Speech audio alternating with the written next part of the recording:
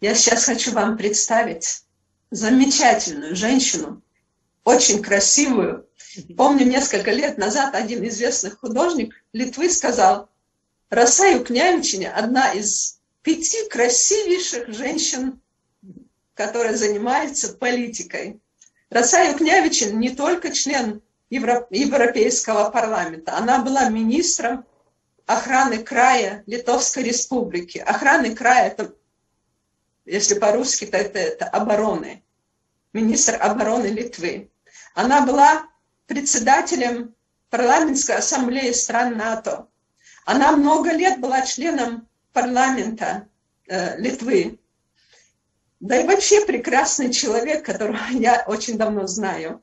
Пожалуйста, Раса, ждем вашего слова. Спасибо, Минат, большое. Знаете, тогда обоюдно можем сказать, что Аминат, когда я вижу ее на улицах Вильнюса, мне символ Чечни, женщин всей Чечни, потому что она делает святое дело для своего народа. И спасибо, конечно, за приглашение. Я не знакома была лично с Джохаром Дудаевым, но когда мы восстанавливали свою независимость в 90-м году и позже, Чечня была символом свободы, так как и мы, литовцы, боролись за свободу. И сейчас, когда получила письмо из Аминат на приглашение в эту конференцию, я подумала, какое слово мне напоминает имя Джохара Дудаева, и, конечно, это слово «свобода». Это синонимы когда я смотрю на эту историю недавнего прошлого. Невероятной смелости человек, который пытался вернуть свой народ на карту свободных стран Европы. Тогда рухнула тюрьма народов СССР, и ожидания чеченцев были такими же, как у грузин, армян и у нас, у литовцев. И народы Кавказа были порабощены даже во время жестоких оккупационных войн русских царей, но дух свободы остался, и это впечатляло нас. К сожалению, после столетий русификации деление земель это сделало свое дело. И борьба за государственность очень сложная миссия для народов Северного Кавказа. Для нас не было легко, но для государств, которые были внутри и есть внутри Российской Федерации, то это еще сложнее геополитически.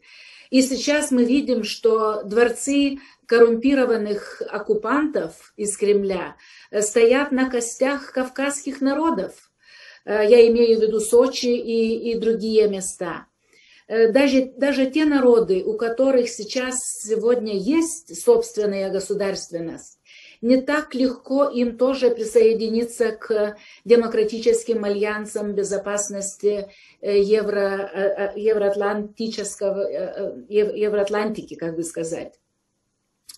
Сегодня свобода в Чечне подавляется самым мучительным образом.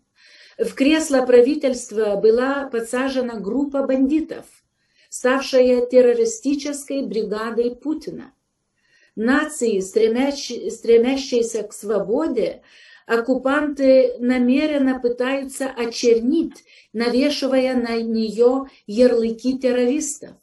И они стараются, чтобы репутация этого свободолюбивого народа в мире была как раз такой, которую хотят, какой ярлык хотят навешивать как раз Кремль. И это часть российской гибридной войны. И потомки Дзержинского и Берии умеют это делать. Я верю, что народ, живущий в большом моральном и психологическом угнетении, не сломается. И борьба Дудаева не прошла даром. она жива до сих пор, хотя и не может свободно, люди не могут свободно про это говорить. Империи не живут вечно, тем более в Европе. И я верю, что Россия изменится, Путин не изменится. Этот режим уже не будет другой, как верят некоторые люди еще в западных государствах, но все меньше и меньше, конечно, этой веры. И после того, как белорусы восстали, и уже их не изменит никто, я верю, что и Россия изменится, и это положит конец управляемому Кремлем бандитскому управлению в Чечне. Я так вижу будущее. И для этого нужно стремиться. Поэтому и мне еще раз благодарю за то, что вы пригласили меня, и мы в Европарламенте как раз очень много стараемся работать, чтобы люди в Европе и всюду поняли, что значит... Что происходит, Лачин? Нет, нормально. Кто-то там этот самый и микрофон подключил. Нормально. Продолжайте, пожалуйста. Так что для того нужно стремиться, потому что это тоже вопрос и безопасности всей Европы. Борьба за свободу народов, таких как белорусы, таких как украинцы, как грузины, как молдаване и чеченцы и другие, это как раз свобода, борьба за свободу всей Европы, европейского континента. И я верю, что еще в моей жизни я увижу пространство, это пространство от Белоруссии до Северного Кавказа совсем другое пространство. Спасибо большое и всего вам хорошего. Спасибо, милая раса, за вашу речь. Нам это очень дорого. И для нас большая честь, что сегодня присутствуют на нашей конференции такие замечательные люди. Спасибо, Раса, спасибо, дорогая. Всего доброго. Я послушаю еще. Да, спасибо. Сейчас я хотела бы предоставить слово члену правительства Чеченской Республики Ичкерия Сейд-Амину Ибрагимову. Он является не только членом правительства, он заместитель председателя правительства, но он еще и руководит Международной ассоциацией «Мир и права человека». Это такая правозащитная организация, которая занимается и делами государственными. Пожалуйста, Сейд-Амин. Кстати, я хотела бы отметить, что этот человек провел, Сейд-Амин Ибрагимов, провел 8 голодовок перед Дворцом Свободы в Страсбурге. И в общем, их было 300 дней за этих 8 голодовок. Он сделал много маршей мира в европейских странах, добиваясь правды. Он обратился в Международный суд в Гааге с иском о наказании военных преступников за военные преступления в Чеченской Республике. Сегодня слово уважаемому Сейд-Амину. Пожалуйста. Анна, я благодарю вас за предоставленное мне слово. Также благодарю всех участников, которые здесь присутствуют. Это очень приятно, что такие известные, уважаемые и нами, и мировым сообществом люди присутствуют сегодня здесь. И они солидарны с нами. Огромное вам всем большое спасибо. Значит, в своем выступлении я хотел бы обратить внимание всех на то, что, к сожалению, сегодня международное сообщество действует совершенно слабо. Значит, если преступник признан преступником мировым сообществом, может быть, негласно, но и тем не менее, по факту, то необходимо принимать такие меры, которые способствовали бы тому, чтобы такие преступления больше не происходили, чтобы эти преступления не были бы примером для других глав государств и военных, политических деятелей мирового сообщества. К сожалению, вот такой вот работы ни в Европейском парламенте, ни в Совете Европы, ни в ООН вот такой целенаправленной работы не ведется.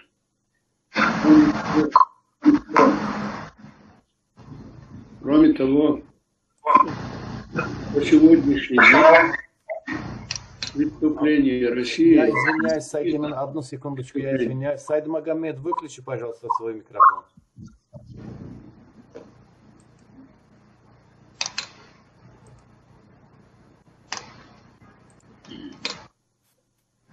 На сегодняшний день, к сожалению, преступления политических военных сил России не признаны преступлениями. У военных преступников во главе с Путиным есть возможность навешивать ярлыки на целый народ и свои преступления перекладывать на чеченцев, которые защищали свою родину. Я многократно обращался в международные институты, в том числе и в ООН, и в Совет Европы, и Европарламент, с просьбой начать расследование, хотя бы просто расследовать факт преступлений России и признать эти преступления, исходя из факта. Весь мир и мировое сообщество, может быть, негласно, может где-то и гласно, признает факт преступлений России. Но на сегодняшний день эти преступления остаются как бы непризнанными. В этом плане я со своими товарищами, правозащитниками, мы проводили работу с целью дойти до сознания международных политиков, дать им основательно понять, что такие преступления прощать нельзя, что такие преступления чреваты огромными последствиями. Я думаю, что могут найтись другие преступники, которые возьмут за основу тот факт, что преступления, которые совершены российскими политическими военными силами во главе с Путиным, остались без, пока, по меньшей мере, остались без признания или наказания. Поэтому в течение 6 лет я работал над документами,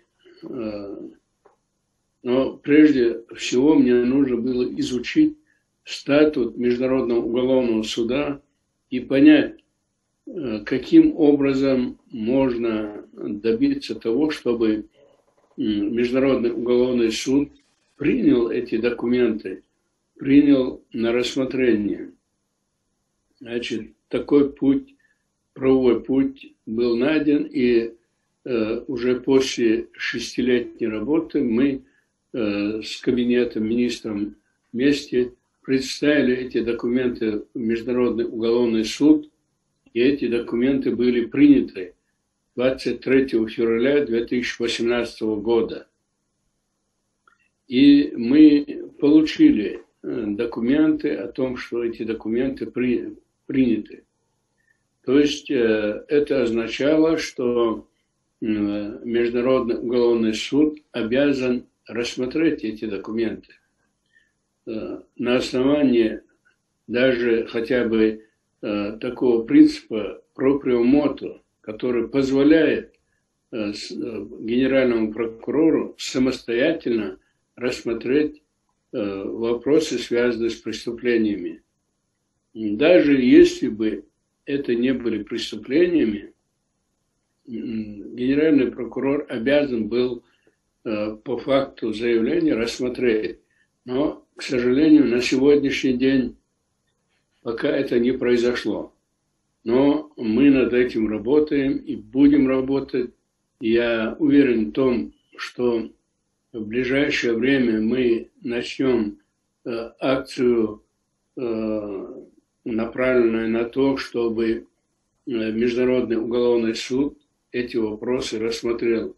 То есть на сегодняшний день мы требуем только одного – провести расследование. Мы не говорим о привлечении к уголовной ответственности России, которая не ратифицировала статут Международного уголовного суда и, более того, отозвала свою подпись в статуте. И это им позволяет манипулировать. Но есть международное уголовное право, которое позволяет наказывать преступников. Все это нужно рассматривать с позитивной стороны. И я надеюсь, что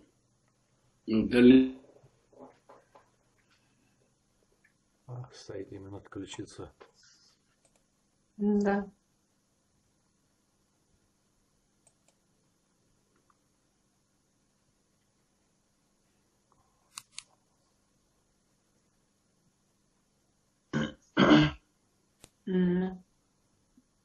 Я думаю, что мы продолжим тогда конференцию. Давай.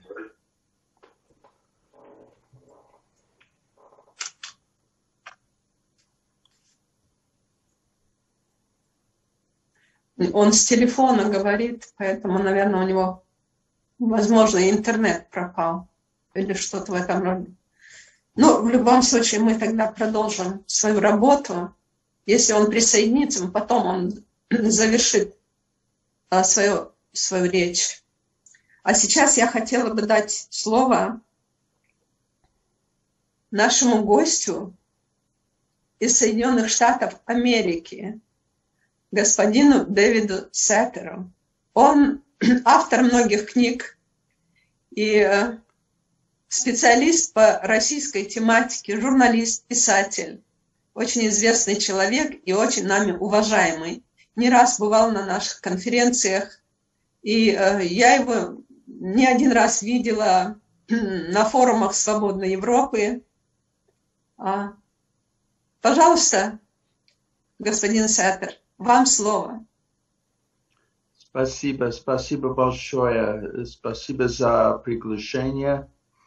Я надеюсь, что все могут меня слышать без проблем. Я давно, конечно, слежу за событиями в Чечне. И частично не по своей воле, потому что я только начал заметить все преступления, которые были совершены, и, естественно, начиная с 99 году, видел настолько провокация играет роль и в жизнях людей, и настолько это надо, это несправедливость, это преступление надо исправлять. И исправлять это не только для Чечни, это тоже для России. Потому что такие лжи сейчас в фундаменте русской политики, русской общественной ситуации и, естественно, отношения с Чечней, что без свет правды эти проблемы нельзя просто решить, и ситуация в стране не может по существу стать лучше. Я всегда был убежден, что без, например, правды по поводу взрывов 99 года демократическая система в России не будет, потому что это будет просто пример для всех, как захватить власть. Использовать провокации против собственного народа. Поэтому правда о Чечне, правда об этой истории, это тоже правда о России, это в интересах не только Чеченской Республики, независимо чеченского народа, но тоже справедливость на этой огромной территории для всех. Я недавно, я сейчас один из моих занятий, сейчас я пишу историю России после распада Советского Союза. И один из моментов это, безусловно, августских событий 91 года. Скоро будет 30 лет. Что меня поражает и что, я думаю, имеет важность для сегодняшнего дня, это факт, что эти люди, которые составили это ГКЧП, они в конечном счете, они помогли, конечно, утопить это восстание в крови.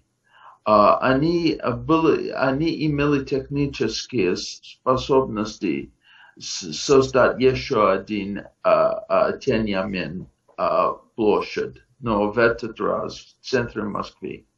Но без идеологии, которая была бескровной 4 года гласности, без уверенности, что они действуют просто как Маркс и Ленин говорили, просто неизбежно и научно, так называемая наука, они на это не решили. Почему это важно сейчас? Потому что рано или поздно будет кризис этого режима в России. Мы не можем знать точно, когда это будет. Но она по существу, она нестабильная. Нельзя строить режим вечно на лжи, пропаганде, коррупции. Это ненадежные фундаменты для безопасного будущего. Но мы видели в Украине, какой образ можно, в каком форме восстание против такого режима может приобрести. Поэтому нетрудно загадывать, что один день будет такая конфронтация, которая имела место в 1991 году, который мы видели в Украине во время Евромайдана, и который мы видели даже в других странах. Что здесь будет важно? Будет важно то же самое, который был важен в 1991 году. Настолько этот режим способен использовать инструменты насилия против собственного народа. И за это очень важный роль может играть просто правда, потому что правда, например, как они начали эти преступления в Чечне, это тоже показывает их отношение к собственному народу. И выражение этого знания, я думаю, много людей могут отказать принимать репрессивные меры в случае конфронтации. В любом случае, даже без этого, чтобы люди начали осознать, в какой ситуации они попали, надо, естественно, начать с чеченскими событиями. и как это все случилось. Поэтому я надеюсь, что все-таки, правда, конечно, трудно добиться в определенных условиях, но уничтожить полностью тут нельзя. И я думаю, что это победит, и люди будут понимать не только ради чеченцев, но тоже ради русских, которые частично, по крайней мере, обмануты. Хотя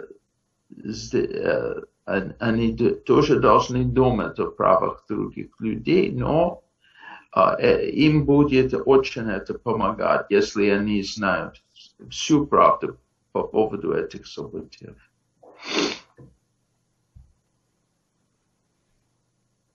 Спасибо. Спасибо, уважаемый господин Сапер. Ваша аналитическая речь, она очень полезна. Спасибо. Ну, спасибо, Аминат. Я всегда рад быть с вами. Спасибо большое. Сайдемин подключился, Аминат. Спасибо, Сатар. Спасибо, дорогой. Спасибо. Сайдемин, если он в сети, я его не вижу. Если он в сети, он может закончить свою речь, которую он не завершил. Сайдемин, слышно. Слышно? Хази швойха? Хази.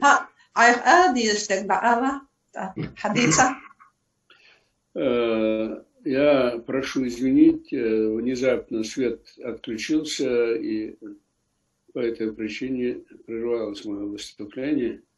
Значит, я хочу сказать, к сожалению, у чеченского народа нет своей трибуны для того, чтобы отстаивать свои права в международных институтах.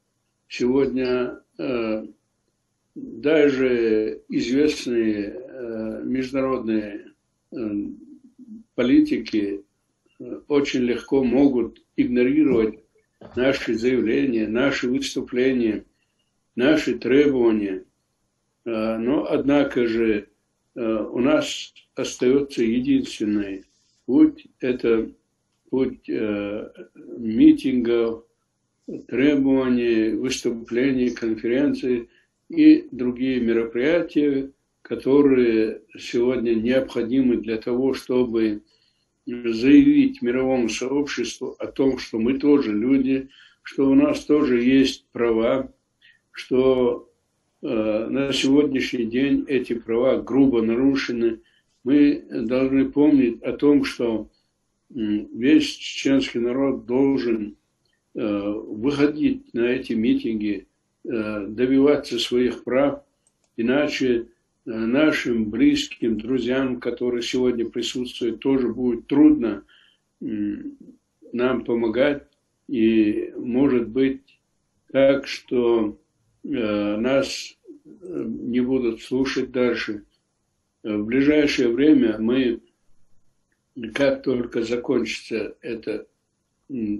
эти болезни, мы планируем начать акцию протеста у здания Международного уголовного суда.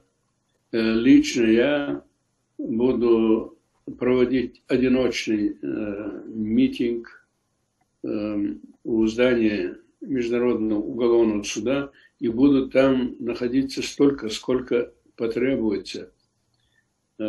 И я еще планирую поездку в Америку, делать марш с Вашингтона до Нью-Йорка с требованием по предложению Международного уголовного суда. Они нам предложили добиваться документа от Совета Безопасности о том, чтобы Совет Безопасности предложил начать расследование. Мы будем добиваться и этого документа. То есть мы будем искать все возможные пути для того, чтобы рассмотрение чеченского вопроса с позиции международного права с позиции справедливости состоялось, и именно международное сообщество в лице международных специалистов, юристов определили факт, были совершены преступления или нет. Мы все, конечно, знаем, что убийство столько людей – это и есть преступление, но нам надо добиваться, чтобы это было признано на определенном уровне, на международном уровне. И только тогда все начнет действовать. То есть все пока, как говорится, замалчивается, пока это официально не признано. Поэтому мы будем добиваться. Я призываю всех поддержать такую инициативу. Может быть, в Гааге будет очень трудно, потому что я буду проводить одиночную акцию, потому что в условиях заболеваний не будут разрешать проводить массовые мероприятия, поэтому я намерен проводить их в одиночном порядке. То есть искать все доступные возможности. Таким образом, в любом случае, поддержка международного сообщества, политиков, журналистов имеет очень серьезное значение. К сожалению, некоторые заболевания не позволили мне 10 декабря, в День правозащитника, поехать в Москву и начать этот марш. 8 декабря мне сделали операцию, и это меня остановило вынужденно. Поэтому я надеюсь, что как только такая возможность возникнет, я буду и в Америке проводить эту акцию. Вам большое спасибо, что представили мне слово. И я надеюсь на вашу всеобщую поддержку. Барков, спасибо. Барков, спасибо, уважаемый Сейтамин, за вашу работу. Конечно, мы все по мере возможности будем поддерживать вас в ваших усилиях, потому что это наше общее дело.